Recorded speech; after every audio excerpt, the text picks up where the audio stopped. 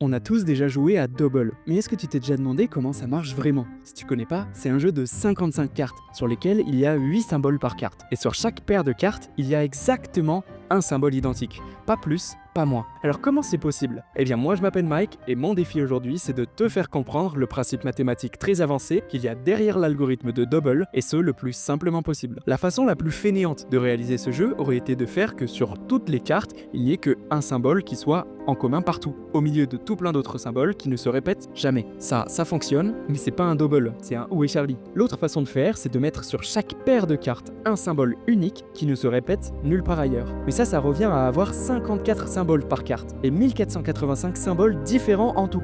Et perso, je connais pas 1485 mots. Mais Double est plus intelligent que ça, et les mathématiciens derrière ce principe ont optimisé le jeu à la perfection.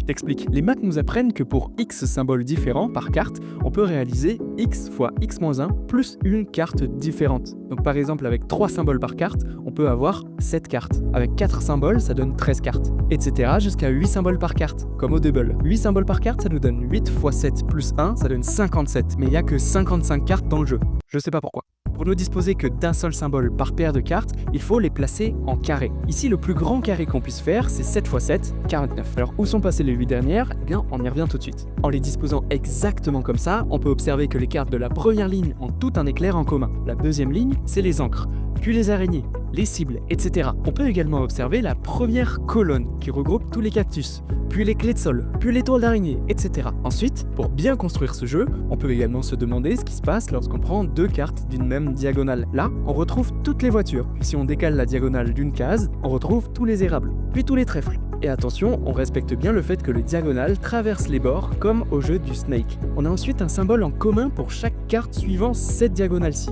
puis celle-ci, puis celle-ci. Au final, chaque carte est traversée par exactement 8 lignes, une ligne pour chaque symbole. Et donc ces cartes sur le côté, à quoi elles servent? Eh bien si l'on prend les 7 symboles en commun sur toutes les lignes parallèles, ça nous fait 7 symboles différents sur 7 cartes. On fait ça pour chaque set de lignes parallèles, puis on ajoute un unique symbole sur toutes ces nouvelles cartes. Ici, c'est le clown. Et maintenant, le set est complet. Si tu prends deux cartes au hasard, tu es assuré qu'elles appartiennent toutes les deux à exactement une seule ligne, c'est-à-dire à un unique symbole.